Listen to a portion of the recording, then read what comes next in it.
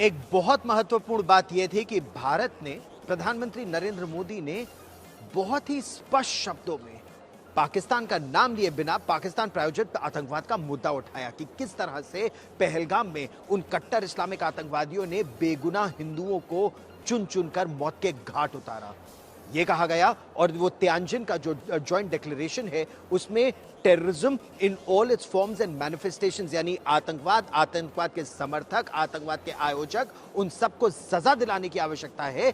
इस पर सभी देश एक मत है। अब बड़ा प्रश्न ये उठता है कि क्या पाकिस्तान, जहां से वो आतंकवादी आए थे, जिस तरह से पाकिस्तान ने उसमें वो साजिश रची गई, क्या दोषियों के खिलाफ कार्रवाई होगी? बड़ी बड़ी बात है ये। लेकिन सुनिए प्रधानमंत्री नरेंद्र मोदी ने क्या कहा। एक्सेलेंसी, भारत पिछले 4 दशकों से निर्मम आतंकवाद का दंश झेल रहा है। कितनी ही माताओं ने अपने बच्चे खोए और कितने बच्चे अनाथ हुए। हाल ही में हमने पहलगाम में टेररिज्म का बहुत ही घिनौना रूप देखा। इस दुख की घड़ी में जो मित्र देश हमारे साथ खड़े रहे, मैं उनका आभार व्यक्त करता हूं। यह हमला केवल भारत की अंतरात्मा पर ही आघात नहीं, यह मानवता में विश्वास रखने वाले हर देश, हर व्यक्ति को खुली चुनौती थी। ऐसे में प्रश्न उठना स्वाभाविक है, क्या कुछ देशों द्वारा आतंकवाद का खुलेआम समर्थन हमें स्वीकार्य हो सकता है? एक्सेलेंसी, हमें स्पष्ट रूप से और एक स्वर में कहना होगा कि आतंकवाद पर कोई भी डबल स्टैंडर्ड स्वीकार्य नहीं हुई। देखिए, कोई लाग लपेट नहीं, ये नहीं, कोई हीला हवाला नहीं, बिल्कुल साफ स्पष्ट दो टूक आतंकवाद के मुद्दे पर भारत ने एससीओ के मंच पर, क्योंकि ये ग्रुपिंग बनी ही थी आतंकवाद, कट्टरवाद, रेडिकलिज्म, टेररिज्म, एक्सट्रीमिज्म, इससे पार पाने के लिए। और यहीं पर अगर इसका सदस्य देश पाकिस्तान आतंकवाद फैलाता है तो ये कितनी बड़ी समस्या है। लेकिन कूटनीति की दृष्टि से आप ये देखिए कि भारत की कितनी बड़ी विजय यहां पर, न केवल एससीओ के साझा बयान में इसका नाम आना, बल्कि रूस के साथ जो प्रधानमंत्री नरेंद्र मोदी व्लादिमीर पुतिन के साथ, वहां के राष्ट्रपति के साथ मुलाकात हुई, गाड़ी में बैठकर अलग से बातचीत, जिस गर्मजोशी से दोनों मिले, यहां के सोशल मीडिया पर, वेबो पे ये सबसे सर्च्ड इमेज भी है। प्रणय उपाध्याय मेरे सहयोगी और सुमित दोनों इस चर्चा में मेरे साथ जुड़ रहे हैं। प्रणय, कूटनीति की दृष्टि से अगर देखा जाए, जिस तरह से राष्ट्रपति पुतिन से गले मिले, हाथों में हाथ डाले दोनों गए, राष्ट्रपति पुतिन प्रधानमंत्री की प्रतीक्षा करते रहे, गाड़ी में बैठकर चर्चा हुई, रिट्ज कार्ल्टन में अलग से चर्चा हुई, ये पूरी क्या दर्शाती हैं ये तस्वीरें और क्या संदेश है ये पीटर नवारो और अमेरिका के लिए? गौरव, बहुत ही रोचक घटनाक्रम का आपने जिक्र किया है, क्योंकि जो म्यांजिंग का कन्वेंशन सेंटर था, एससीओ की बैठक खत्म होने के बाद राष्ट्रपति पुतिन इंतजार करते रहे, 10 मिनट तक इंतजार करते रहे। भारतीय प्रधानमंत्री को उन्होंने कहा कि आप मेरी ही गाड़ी में चलिए, क्योंकि हमें मुलाकात के लिए एक ही जगह जाना है। और उसके बाद दोनों एक ही गाड़ी में न केवल गए, बल्कि गाड़ी रोककर गाड़ी में बहुत देर तक उनकी बातचीत होती रही। करीब करीब 30-40 मिनट तक उनकी गाड़ी के अंदर बैठकर बात होती रही। और उसके बाद फिर जो है करीब करीब 40-50 मिनट की जो उनकी मुलाकात थी वो डेलीगेशन लेवल टॉक्स थी। ये चीजें बताती हैं कि दोनों नेताओं के बीच में एक तो ट्रस्ट लेवल किस तरीके का है, दोनों एक दूसरे की रिलेशनशिप और इस भारत और रूस की साझेदारी को लेकर किस तरीके का कमिटमेंट रखते हैं। और आप देखिए, ये बातचीत उनकी इस तरीके की जो बातचीत है, क्योंकि गाड़ी में, एक गाड़ी के अंदर सफर करना ये भी थोड़ा सा अनयूजुअल होता है, क्योंकि दोनों के अपने अपने कैवलकेड हैं, दोनों अपने अपने देशों के बड़े के नेता हैं, और वो एक ही गाड़ी में न केवल सफर कर रहे हैं बल्कि गाड़ी में बहुत देर तक वो बात करते रहे।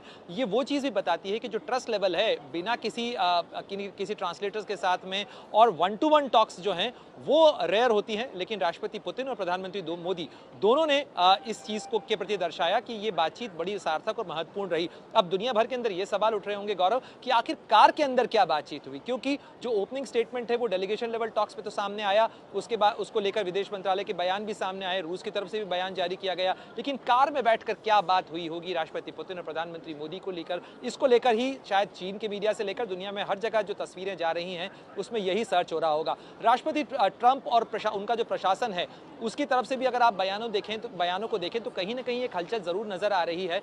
वो ये बताती है कि कहीं ऐसा तो नहीं कि दांव उल्टा पड़ गया, आप दबाव डालना चाहते थे भारत के ऊपर और बल्कि उल्टा ये हुआ है कि आपने रूस और भारत सबको दबाव मुक्त कर दिया है, क्योंकि अब एक ग्रुपिंग नई बनती हुई नजर आ रही है। और इस ग्रुपिंग के अंदर सबसे बड़ा जो डर, सबसे बड़ा जो खतरा है जिसको लेकर डोनाल्ड ट्रंप सबसे ज्यादा चिंतित रहे हैं गौरव, वो है डी डॉलराइजेशन का। यदि डॉलर के दबदबे से ये सारे खिलाड़ी बाहर निकल जाते हैं और दुनिया के अंदर एक वैकल्पिक व्यवस्था बन जाती है जिसके अंदर कारोबार भी मुमकिन है और उसका मुद्रा विनिमय भी, तो ये राष्ट्रपति ट्रंप और अमेरिका के लिए एक बड़ा झटका होगा। कितना दबाव बनाने की कोशिश की पश्चिमी देशों ने और खासतौर पर अमेरिका के राष्ट्रपति डोनाल्ड ट्रंप ने भारत पर, भारत के प्रधानमंत्री पर, भारत की अर्थव्यवस्था को डेड इकोनॉमी तक कह दिया। और उसके बाद आए दिन उनके जो सहयोगी हैं वो कभी इसको मोदीज वॉर बोल रहे हैं, कभी भारत पर ये कह रहे हैं कि भारत में लोग इसका फायदा उठा रहे हैं और भारत में, मतलब ठीक है अंग्रेजी की टर्मिनोलॉजी है, बॉस्टन ब्राह्मण्स का जिक्र करते हुए that Brahmins are profiteering in this. ये किस तरह की भाषा है? और इस तरह की ओछी भाषा भारत जैसे देश के लिए ये निश्चित तौर पर अमेरिका को शोभा नहीं देता। लेकिन जब वो इस स्तर पर गिर गए थे तो भारत ने भी और ऊंचा उठकर एक आईना, एक प्रतिबिंब अमेरिका को दिखा दिया कि जब 1.4 बिलियन लोग एक साथ होते हैं तो अमेरिका भारत को दबा नहीं सकता। लेकिन आतंक के मुद्दे पर किस तरह भारत खड़ा रहा, सुमित मेरे सहयोगी हमारे साथ जुड़ रहे हैं। और सुमित, आतंक के मुद्दे पर भी पाकिस्तान का नाम लिए बिना पाकिस्तान को बेनकाब कर दिया प्रधानमंत्री मोदी ने। और बिल्कुल वो भी कब गौरव, कि जब पाकिस्तान की मौजूदगी के सामने, और चीन भी वहां मौजूद था और घर भी उन्हीं का था, तब भी प्रधानमंत्री मोदी ने बहुत अच्छे तरीके से ये दोहरे मापदंड की बात बताई, जो सीख थी ना सिर्फ पाकिस्तान के लिए बल्कि चीन के लिए भी। अब क्या क्या कहा उन्होंने, आतंकवाद को लेकर सख्त संदेश दिया। पाकिस्तान के पीएम की मौजूदगी में आतंकवाद पर खुलकर बोले हैं प्रधानमंत्री मोदी। ये सबसे महत्वपूर्ण बात थी, क्योंकि चीन एक सेफगार्ड, एक शील्ड के तौर पर हमेशा रहता है। आतंकवाद के खिलाफ ग्लोबल सपोर्ट हासिल करने में कामयाबी मिली है। यानी दुनिया भर के सामने प्रधानमंत्री मोदी ने एक बार फिर आतंकवाद का मुद्दा एससीओ में प्रमुखता से उठाया और बताया कि इसके ऊपर डबल स्टैंडर्ड नहीं होने चाहिए, दोहरे मापदंड बिल्कुल नहीं चलेंगे। पहलगाम हमले पर भी दुनिया को फिर से बताई अपनी जीरो टॉलरेंस की नीति। और अगर आप देखें जॉइंट स्टेटमेंट पे भी सबसे प्रमुखता का है, सबसे पहला जिक्र पहलगाम हमले को लेकर ही किया गया। और ये इसलिए क्योंकि प्रधानमंत्री मोदी ने साफ कर दिया था कि ये भले ही आप बड़ी बड़ी बातें कर लीजिए, डिस्कशन कर लीजिए, लेकिन आतंकवाद का मुद्दा बहुत इंपॉर्टेंट है। और शायद भारत की ये कूटनीति की आप कह सकते हैं उपलब्धि भी है कि आतंकवाद का यही मुद्दा एससीओ की जॉइंट स्टेटमेंट भी हमें देखने को मिला। तीन बड़ी बातें हमने आपको बताई कि कैसे आतंकवाद को लेकर साफ किया। चौथी बड़ी बात क्या है, अपनी संप्रभुता और अपने स्वाभिमान जैसे मुद्दों को सख्ती से उठाया। देखिए, हम एससीओ की बात कर रहे थे, एससीओ को शंघाई के तौर पर जाना जाता, लेकिन प्रधानमंत्री मोदी ने उसको रीडिफाइन किया, बताया कि एससीओ का मतलब सिक्योरिटी, कनेक्टिविटी और इसका अपॉर्चुनिटी, तीनों चीजों को बताया। आतंकवाद पर दोहरा रवैया साफ तौर पर नामंजूर है। ये बहुत इंपॉर्टेंट है और ये इसलिए भी क्योंकि भारत ने वो सारी बातें की जो भारत की फॉरेन पॉलिसी या फिर कह सकते हैं कूटनीति के लिए बहुत महत्वपूर्ण थी और भारत के स्टैंड के लिए बहुत क्लियर थी। शायद यही वजह कि ये बात चीजें पाकिस्तान के प्रधानमंत्री को बहुत ज्यादा दुख देगी। गौरव, आप वहां मौजूद है, खासतौर पर पाकिस्तान को लेकर भी, उनके बॉडी लैंग्वेज को लेकर भी पीएम को कई बातें कही जा रही हैं।